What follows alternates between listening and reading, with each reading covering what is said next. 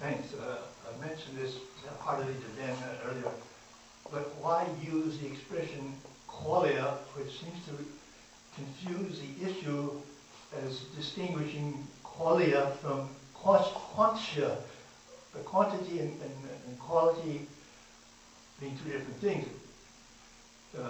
Quantity is considered measurable. Quality, almost by at least common understanding, is not measurable. So why use the term? I almost understand you're using qualia as physical reality.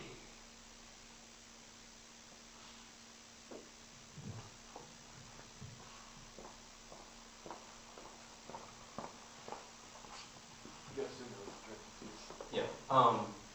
I use the term qualia because that's what the philosophers tend to use when they talk about sense experience. I did not pick the term. I'm fine with sense experiences referring to what we're talking about.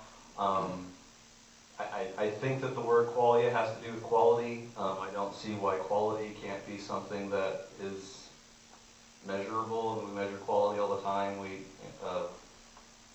rate how good things are, and we can empirically show that yes, this breaks more than something else. Man, I don't think I'm really going out on a limb there.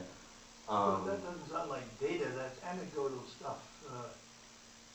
Well, right. I mean, if you want like a really robust definition of the quality of something, again, that's like omniscience. That's knowing absolutely everything about something and when exactly it. And then that's also, it deals with the fact-value divide of how desirable something is, and then that's. But doesn't naturalism, to some extent, although we don't understand it, we make qualitative judgments, but naturalism has a kind of a mode of measurement that maybe things in naturalism we have not yet discovered as modes of measurement or judgment. My sense of naturalism is it's a huge totality of everything, and we know relatively little about it. That's true. I mean, I don't know if everybody can hear the question, but you're saying that naturalism is about the totality of everything, and that humans make value judgments, and those value judgments are very difficult to, or maybe impossible to, hammer out a scientific theory about that. That's actually another huge debate, whether or not science can actually do that kind of stuff for us. There's lots of philosophers and people like Sam Harris arguing for, the science of morality and that kind of thing. But that's a matter of rigorously understanding human desire and what are the best definitions of that kind of thing. That's not really that. Maybe modes of measurement in this total naturalism, we're relatively ignorant about this totality. This is my Spinozan view. Yeah. In terms of the epistemological problems, I'm only offering up the as much as I can from philosophy and from the evidence to say that one position is most likely the best explanation for this given phenomenon. So whether or not that's a 100% conclusion or just better than the next guy, that's up to you. I don't really have a strong position on that.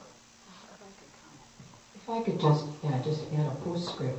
I think one of the biggest debates today is because of the explosion of scientific understanding in the face of what has been quite a naive faith in the past for a lot of people, a lot of almost gullibility in faith, not a critical sense of faith, that the debate becomes really,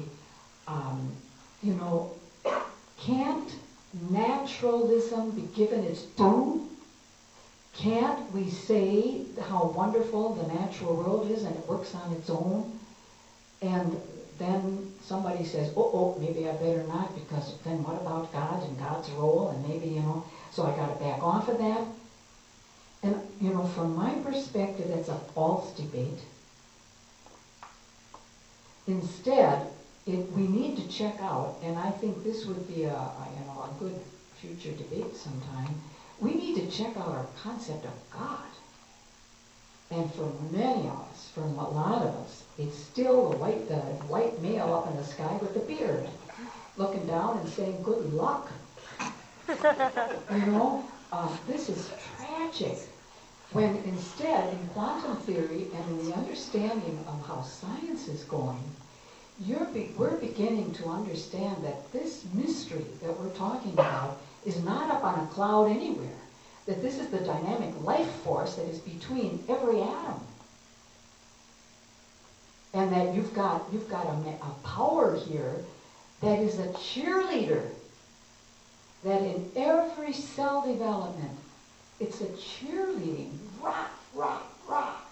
Go, go, go. And also, you'd better use your God-given mind to take care of malaria and that doggone mosquito that carries the parasite. So change its genetic structure so it kills, you know, that's what they're working on.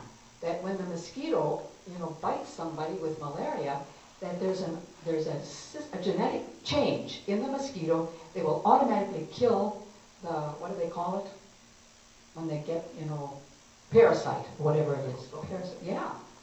They kill. It actually, they're taking the genetic makeup from these creatures that can bite people all the time, and their system, their acidic system, kills the parasite. If they can transport that to a mosquito, malaria is done.